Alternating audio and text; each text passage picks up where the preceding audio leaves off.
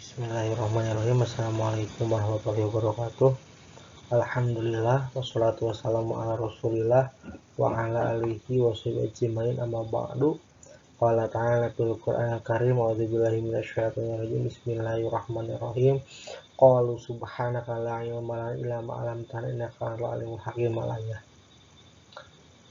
Bagaimana kabarnya siswa-siswi semuanya?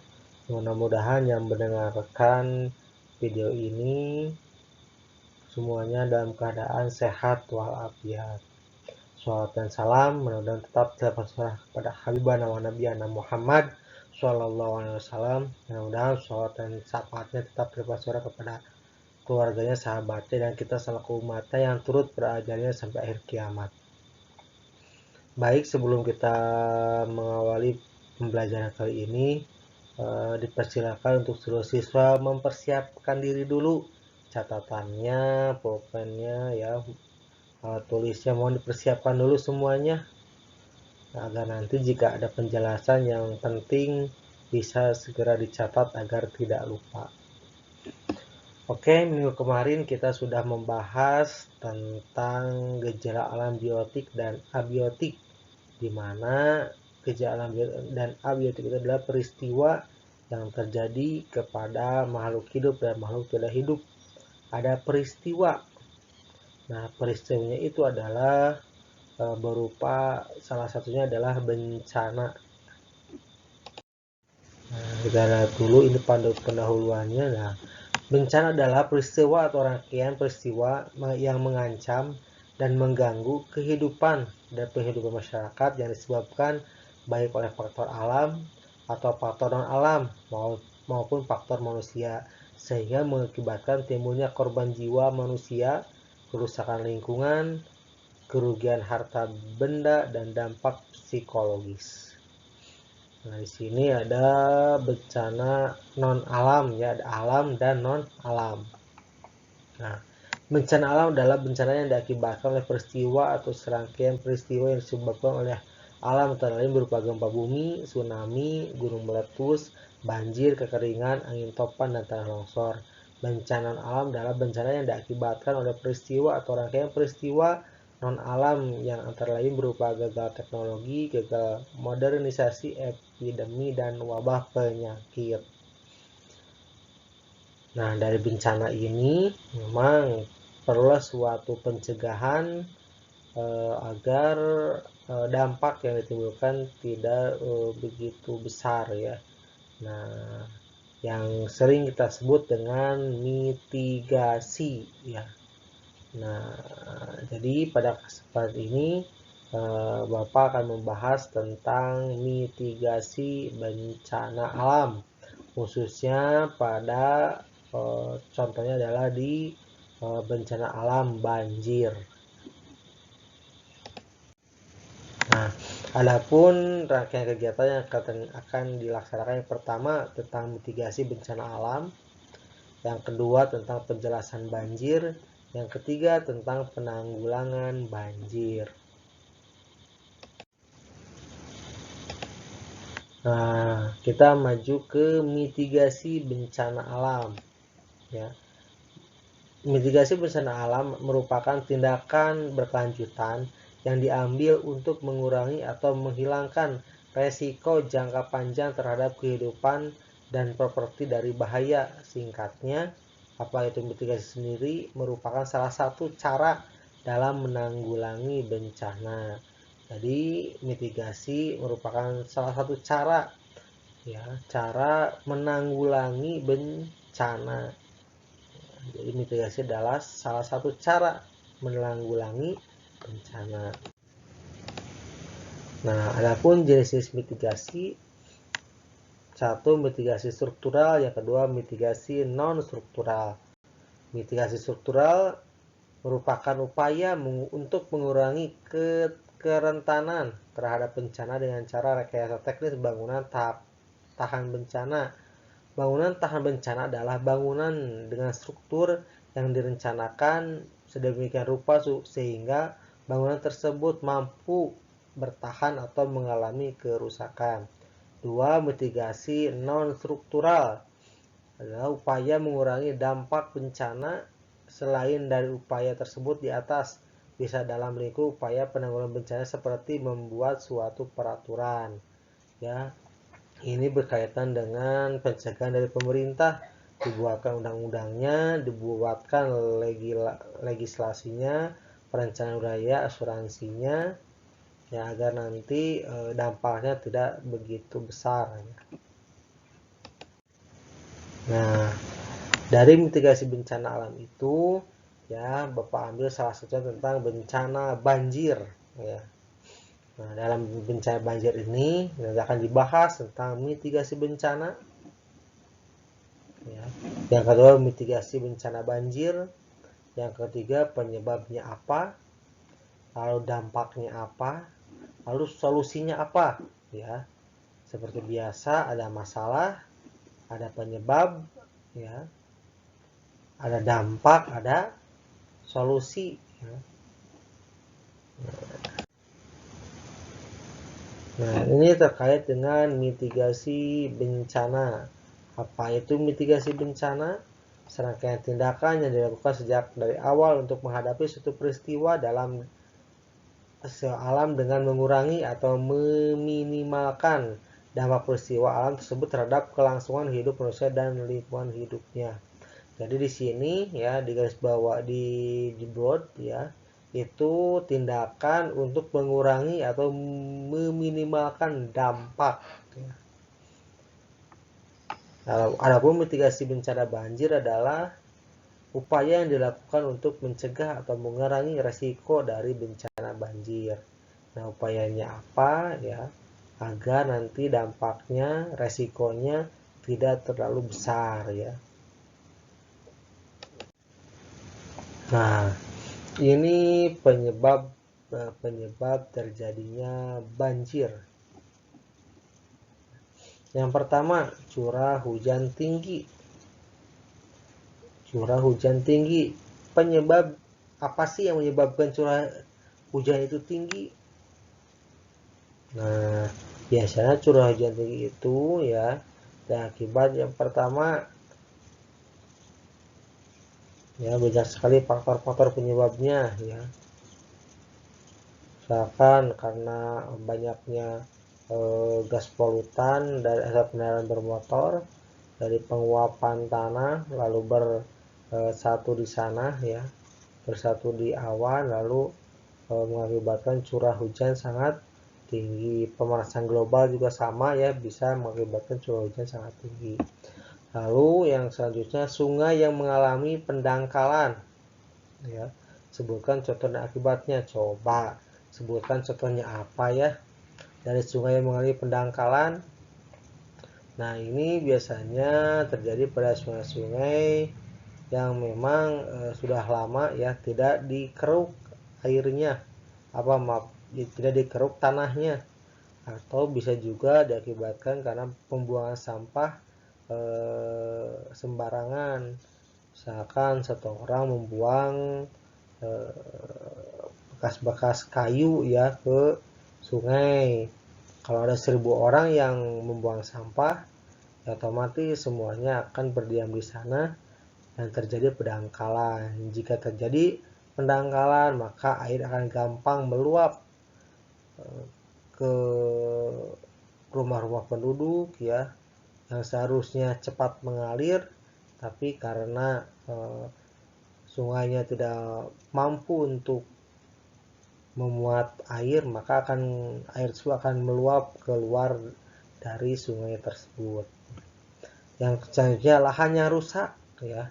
Banyak sekali lahan yang rusak ya, seperti halnya di Bogor ya, di Puncak lahannya sudah rusak, sudah pada ditebang semuanya ya, karena ulah manusia. Nah, akibatnya jadi si air itu tidak tertahan lagi ya oleh tanah tersebut, maka si air tersebut langsung turun ke bawah dengan begitu cepat ya, maka terjadilah banjir.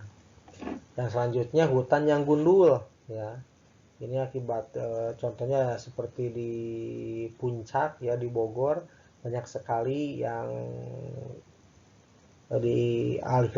dialihkan atau gunduli langsung ya. Nah, akibatnya apa? Ya, akibatnya si hutan itu tidak bisa menampung kadar air yang seharusnya bisa disimpan di pepohonan-pepohonan, yang mengakibatkan ya, air langsung turun ke bawah dan mengakibatkan banjir. Lalu adanya pemukiman yang tidak teratur di gunung ya, di tengah gunung sekarang sudah ada banyak pila-pila yang berdiri yang seharusnya itu digunakan untuk penampungan air, tapi digunakan untuk pemukiman. Dan juga banyak di bantaran-bantaran sungai yang terjadi untuk mempercepat aliran sungai. Aliran air di sungai ini malah digunakan untuk pemukiman, maka aliran sungainya terhambat dan mengakibatkan meluapnya air sungai. Nah, ini ya dampak yang ditimbulkan karena adanya banjir. Yang pertama, kesulitan air bersih. Ya, memang kalau sudah terjadi banjir, air sumbernya terkontaminasi oleh air hujan ya, banyak juga yang dialiri oleh sampah yang terbawa oleh air tersebut, maka airnya tidak menjadi bersih lagi, perlu beberapa hari untuk dipulihkan terlebih dahulu. Yang kedua, menimbulkan kerugian ekonomi. Ya jelas ya, coba lihat gambar ini ya, semuanya hancur lebur ya, yang mengakibatkan ekonomi itu tidak bisa berputar karena terputus ya, baik dari segi transportasinya ya tidak bisa, lalu aktivitas perdagangan juga terhambat ya, karena adanya banjir. Tentunya semuanya harus menunggu surut terlebih dahulu. Banyak sekali ya kerugian ekonominya, hampir rata-rata ya, rata-rata di Jakarta pun itu hampir ratusan juta kerugiannya. Yang ketiga, menimbulkan masalah kesehatan. Ya, tentunya dengan adanya banjir ini itu menimbulkan masalah kesehatan yang banyak ya. Salah satunya adalah gatal-gatal ya, lalu infeksi saluran pernapasan juga ada ya, karena banyak sampah yang terbawa. Dan yang paling penting adalah kondisi tubuh yang tidak siap dengan bencana tersebut mengakibatkan kelelahan dan mungkin kecapean, dan mungkin timbul frustasi dan stres melanda pada masyarakat tersebut. Yang keempat, melumpuhkan aktivitas masyarakat. Jelas lihat di video di gambar ini terlihat manusia tidak bisa berlalu lalang, semuanya tertutupi oleh air. Yang ini yang tadinya adalah ini jalan ya, jalan untuk lalu lintas masyarakat, sekarang tergenang air, maka akses ke pemukiman ini semuanya terputus, jadi aktivitas masyarakat lumpuh total. Lalu menimbulkan korban jiwa. Jelas selalu ada korban jiwa ketika banjir itu melanda. Selanjutnya area pertanian menjadi rusak ya, jelas yang seharusnya padi itu siap dipanen, karena adanya banjir padi tersebut tertutupi oleh air, maka terjadilah gagal panen, yang artinya ya perekonomian tidak jalan dan merugikan semuanya. Pemerintah rugi, masyarakat rugi ya. Mudah-mudahan ya, dampak ini ketika kedepannya ada banjir tidak menimbulkan dampak yang begitu besar ya. Nah, ini adalah upaya pencegahan banjir. Yang pertama, membuang sampah pada tempatnya. Jelas ya, kita harus membuang sampah pada tempatnya, karena dengan membuang sampah pada tempatnya itu bisa mencegah dari banjir. Kalau alangkah baiknya kita bisa memilah sampah ya, mana sampah anorganik, mana sampah organik, agar gampang untuk mendaur ulangnya. Memang membuang sampah itu semuanya yakin ya, sudah pada hafal ya, sudah ada di benaknya bahwa membuang sampah itu harus pada tempatnya. Namun pada pelaksanaannya banyak dari rekan-rekan kita yang membuang sampah seenaknya. Untuk itu yuk mari kita sama-sama tuh saling mengingatkan. Yang selanjutnya membuat saluran air ya. Tolong dibuatkan saluran air agar air tersebut mudah tersalurkan ya ke tempat-tempat yang memang seharusnya agar tidak terjadi genangan-genangan yang tidak diinginkan. Kalau sudah terjadi genangan-genangan, kalau kapasitasnya banyak ya tetap akan banjir juga.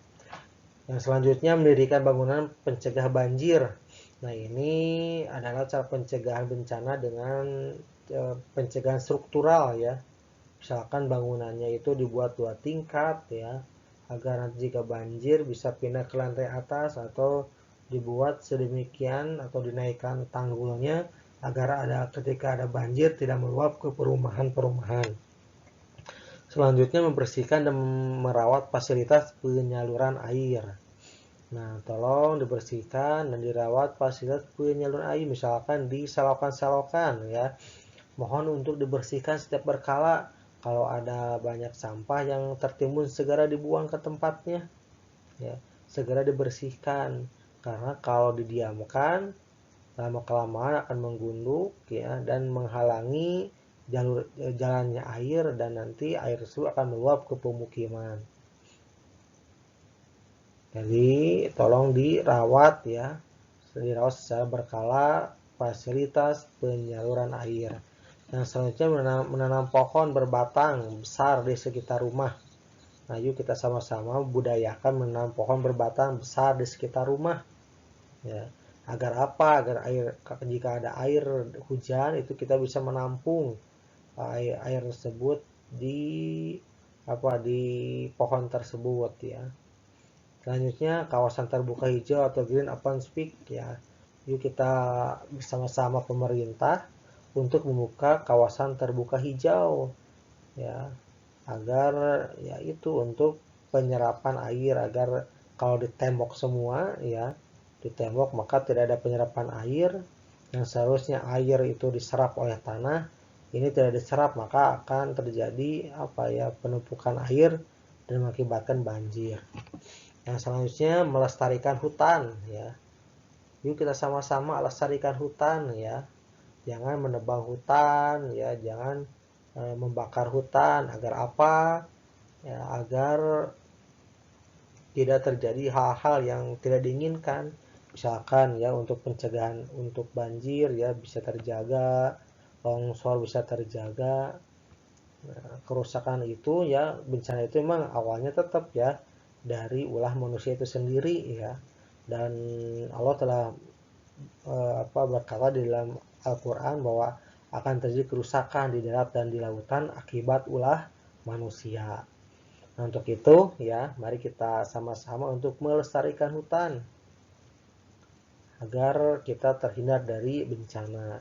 Nah, selanjutnya membuat lubang biopori ya. Ini ya kemarin-kemarin sudah dilakukan di Jakarta ya. Setiap warga itu membuat lubang biopori ya, agar si air itu ya bisa masuk ke lubang tersebut dan ditampung di sana. Sudah beberapa ya, banyak contohnya di Jakarta ya sudah dibuat lubang biopori. Bisa kita adopsi ya untuk digunakan di daerah kita yang memang kalau di daerah kita banjir, itu kita bisa mengadopsinya.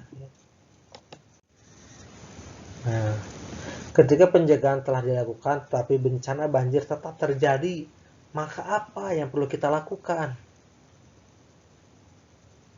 Apa ya? Yang pertama, upaya penanggulangan banjir secara komprehensif ya, secara menyeluruh ya, meliputi upaya-upaya pada saat sebelum terjadi banjir, saat terjadi banjir, dan pasca terjadi banjir.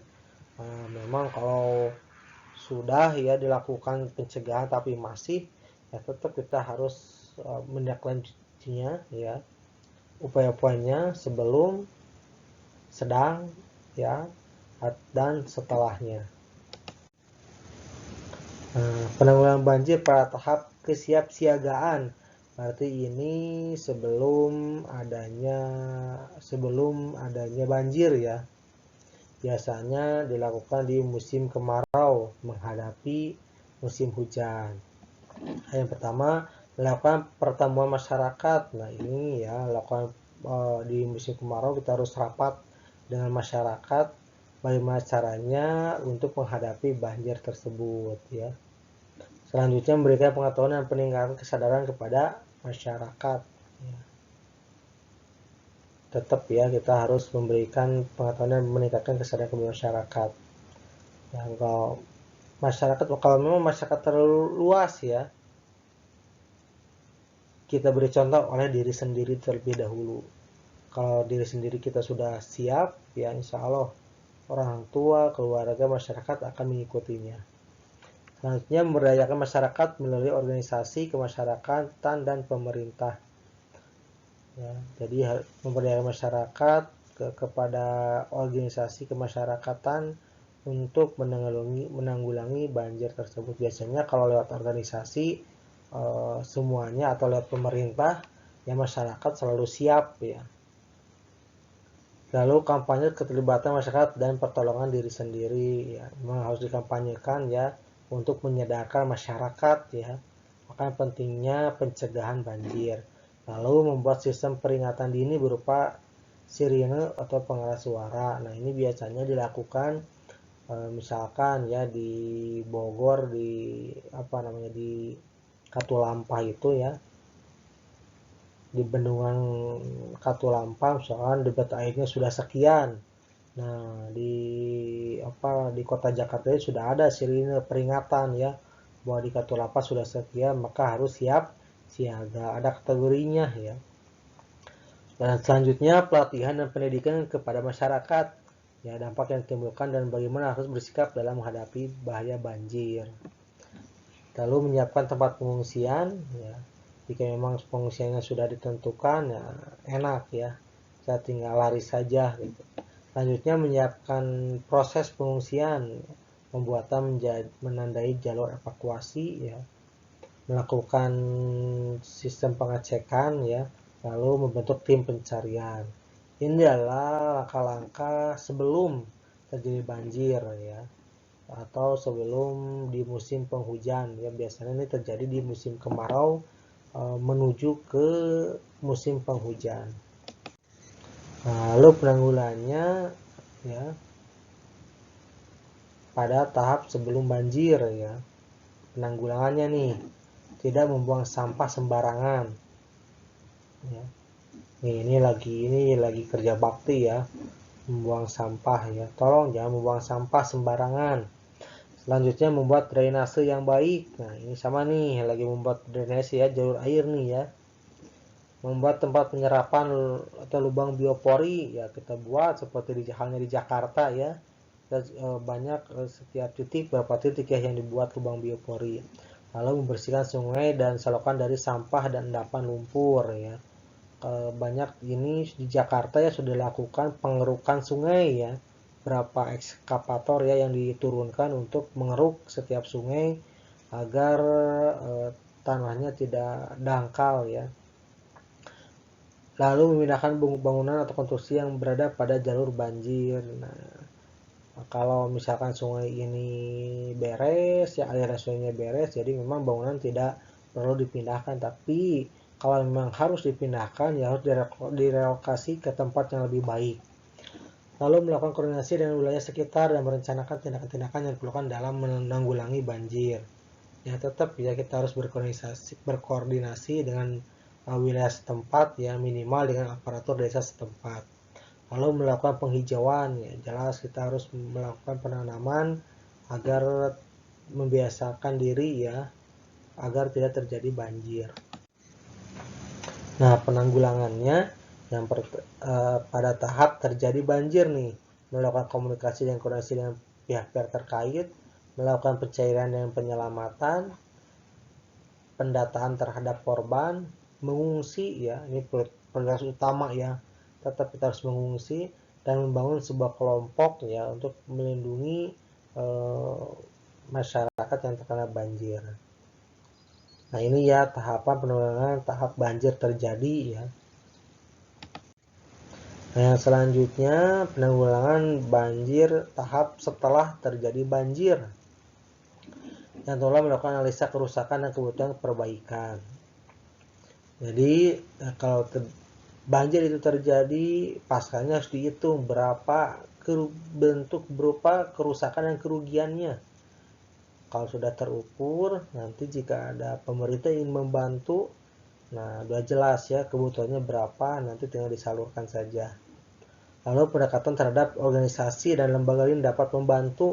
Jadi dari setelah banjir itu kita harus bekerja sama dengan organisasi-organisasi lembaga yang memang sifatnya mau membantu terhadap pencegahan pasca banjir itu terjadi. Lalu pembangunan gedung dan infrastruktur harus memperhatikan dan mengacu pada tindakan kesiapan dalam mitigasi banjir. Nah, nanti ketika banjir sudah sereda, mau dibangun lagi ya, kita harus memikirkan nih, kalau membuat bangunan ada nggak dampak terhadap banjir ya. Jika bangunan tersebut mengakibatkan banjir, tolong diganti ya dengan apa ya, dengan cara-cara membuat infrastruktur yang tidak mengakibatkan banjir. Nah, yang selanjutnya terima kasih ya. Sekian pertemuan kali ini. Mudah-mudahan apa yang Bapak sampaikan bisa diserap oleh seluruh siswa dan bisa dimanfaatkan dalam kehidupan sehari-hari. Terima kasih atas perhatiannya dan kerjasamanya. Akhirul kalam. Assalamualaikum warahmatullahi wabarakatuh. Subhanakallahumma wa bihamdika asyhadu an la ilaha illa anta astaghfiruka wa atubu ilaik. See you.